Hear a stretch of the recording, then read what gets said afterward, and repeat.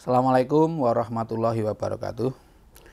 Alhamdulillahirabbil alamin wal aqibatu lil muttaqin wala udwana illa 'alal zalimin.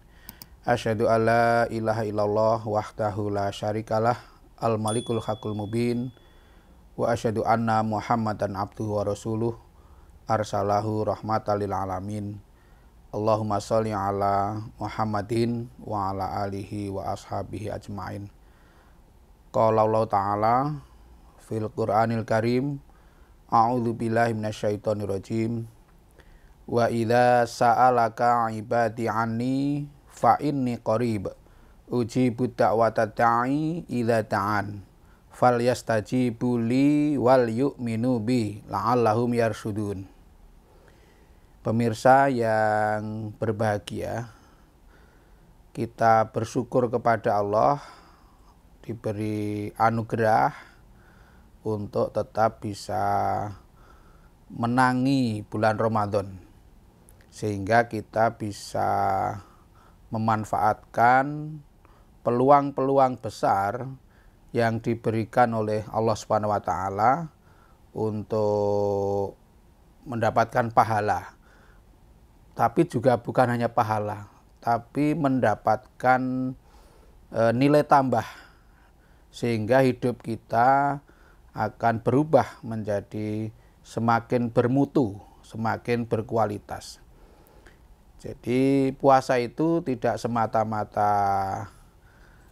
untuk mendapatkan pahala, tetapi juga untuk menjadikan hidup kita lebih berkualitas. Antara lain dengan apa? Dengan menahan diri itu. Orang yang punya kemampuan menahan diri, dia akan menjadi pribadi yang lebih bermutu, pribadi yang lebih peduli kepada orang lain. Dia tidak mementingkan diri sendiri. Ini sangat penting ya. Nah, karena pribadinya semakin berkualitas, maka sangat masuk akal ketika Rasulullah SAW bersabda bahwa doa orang yang berpuasa sampai dia berbuka itu sangat mudah untuk terkabul, atau peluang terkabulnya sangat tinggi. Nah, maka orang yang berkualitas, yang puasanya itu dengan penuh penghayatan, pasti akan memanfaatkan suasana selama berpuasa itu untuk semakin mendekatkan diri kepada Allah, sehingga kalau kita itu semakin mendekatkan diri kepada Allah, maka doa-doa kita itu akan terbuka untuk dikabulkan.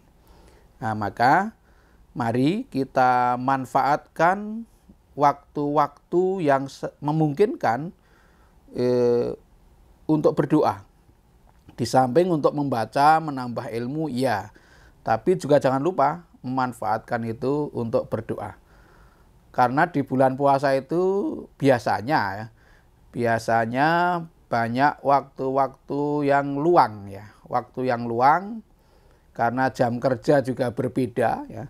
Nah, sehingga kita isi dengan berdoa. Termasuk waktu-waktu menjelang berbuka. Nah, injury time itu ya. Sehingga itu menjadi waktu yang sangat menentukan.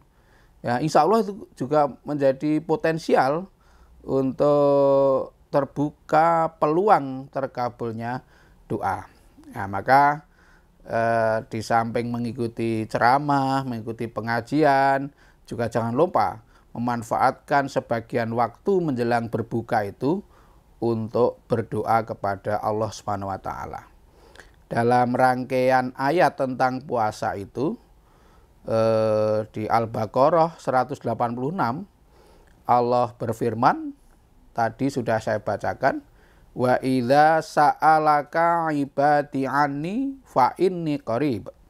Jika hambaku bertanya kepadamu, artinya manusia bertanya kepada Nabi Muhammad SAW tentang Allah, maka katakanlah fa inni qarib, sesungguhnya aku ini dekat ya. Kalau dekat itu artinya tidak jauh ya. Karena tidak jauh, maka kita bisa menyeru, bisa memohon itu dengan lemah lembut ya. Tapi kalau jauh, wah kita harus teriak-teriak ya. Tapi karena dekat, maka kita berdoa kepada Allah itu harus dengan lemah lembut ya. Karena Allah dekat. Nah, tetapi dekatnya manusia dengan Gusti Allah itu, saya mengibaratkan ya, mengibaratkan dekatnya kita dengan kotak ATM itu. Jadi misalnya kita sudah dekat dengan kotak ATM itu, jarak kita dengan uang itu kan hanya terdinding oleh black saja ya. Artinya sangat dekat sekali gitu. Tetapi kalau kita tidak punya kartunya, ya nggak bisa ngambil uang itu. Bahkan punya kartunya, tidak ngerti PIN-nya, dia nggak bisa ngambil. Ngerti PIN-nya, punya kartunya, tidak saldonya, juga nggak bisa ngambil gitu. Nah kita dengan Allah ya begitu. Meskipun kita dengan Allah itu sangat dekat, bahkan lebih dekat daripada cengel kita. Cengel itu apa ya? Cengel itu ya pokoknya cengel lah itu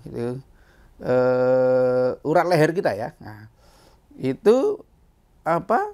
Kalau kita tidak memenuhi syarat-syaratnya, ya tidak akan terkabul doa-doa kita. Artinya kita tidak bisa mendapatkan sesuatu dari Gusti Allah. Nah, syarat-syaratnya apa? Ya syarat-syaratnya sebagaimana tersebut pada kalimat berikutnya itu. Fa inni qarib ujibud da'watad da'i idza ta'an. Allah akan mengabulkan permohonan orang yang memohon gitu. Maka syarat pertama adalah berdoa gitu. Meminta gitu. Apa Gusti Allah tidak tahu apa yang kita butuhkan? Ya sangat tahu. Tetapi tata keramanya, adabnya kita berdoa, memohon kepada Allah ya. Ini jadi jangan sukan-sukan berdoa ya. Bahkan Nabi memerintahkan kepada kita, perbanyaklah berdoa. Karena kita tidak tahu doa yang mana yang dikabulkan oleh Allah. Mungkin setiap hari itu doanya sama. Tapi kan kita tidak tahu doa yang kapan yang dikabulkan oleh Allah. Maka jangan malu-malu untuk berdoa. Jangan sungkan-sungkan untuk berdoa. Jangan gaya ya, jangan gaya tidak mau berdoa. Orang yang tidak mau berdoa itu sombong ya, sombong. Maka kita terus saja berdoa kepada Allah. Sehebat apapun Anda ya, sehebat apapun Anda, tetaplah harus berdoa. Itu yang pertama. Jika Allah fastajibuli ya. Jika kamu berdoa, maka Allah akan mengabulkannya. Kemudian yang kedua, fastajibuli. Nah, penuhilah seruanku. Jadi yang pertama, kita berdoa dengan rendah hati, dengan lemah lembut, tulus dan serius. Nah, kemudian yang kedua, memenuhi seruanku, memenuhi seruan Allah. Ya, saya kira ini konsekuensi logis. Kalau kita meminta kepada Allah, tetapi kok kita tidak mentaati apa yang diserukan oleh Allah kepada kita, ya luculah kita itu. Lucu. Jadi apa yang diperintahkan oleh Allah, kita taati semaksimal kemampuan. Nah itu akan menjadi penyebab doa kita itu terkabul. Artinya kita mendapatkan manfaat dengan dekatnya kepada Allah. Kemudian yang ketiga, wal yu'minu bi. Dan percayalah kepadaku, berimanlah kepadaku. Nah, maka syarat yang ketiga adalah percaya kepada Allah. Nah, mengapa percaya ini penting? Ya karena kalau kita ragu-ragu Allah akan memberi atau tidak memberi, ya otomatis tidak akan terkabul doa itu. Karena kepercayaan, keimanan itu menjadi penentu yang akan mendorong kesungguhan kita di dalam berdoa dan berupaya. Itu karena keimanan ya. Maka jangan lupa iman itu ya. Mengapa harus percaya? Ya karena yang kita mohonkan belum terjadi ya. Karena yang kita mohonkan itu merupakan harapan, keinginan yang kita belum melihatnya. Maka itu perlu keyakinan. Kemudian yang kedua, perlu iman karena yang kita imani itulah yang akan mengabulkan doa-doa kita ya. Oleh karena itu ya iman itu harus kita tanamkan kuat-kuat di dalam diri kita.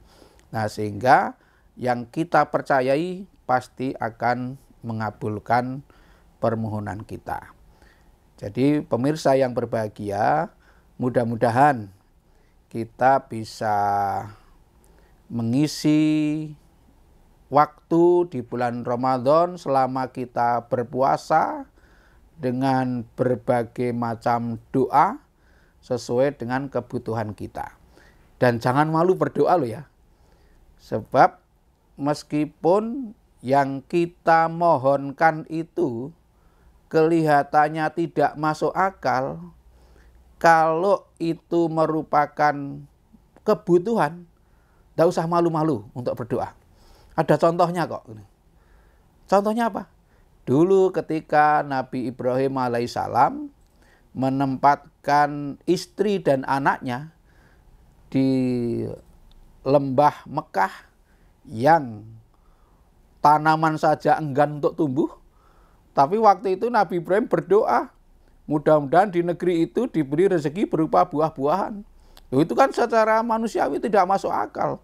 Wong tanaman saja enggak mau tumbuh kok minta buah.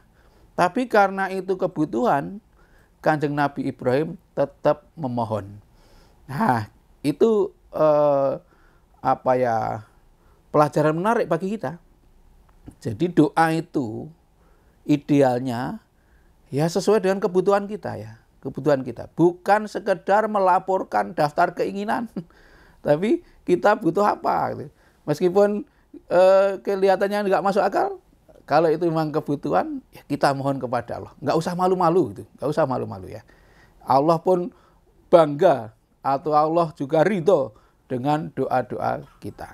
Nah, selamat berdoa kepada Allah dan perbanyaklah berdoa. Apa saja kita tidak tahu doa kapan yang dikabulkan oleh Allah. Mudah-mudahan bermanfaat dan puasa kita membuat hidup kita semakin bermutu, semakin berkualitas, sehingga kita semakin dekat dengan Allah. Kalau kita dekat dengan Allah, doa kita akan mudah terkabul dan hidup kita akan bahagia. Billahi taufiq wal hidayah, nasrul minallah wa fathun qarib. Assalamualaikum warahmatullahi wabarakatuh.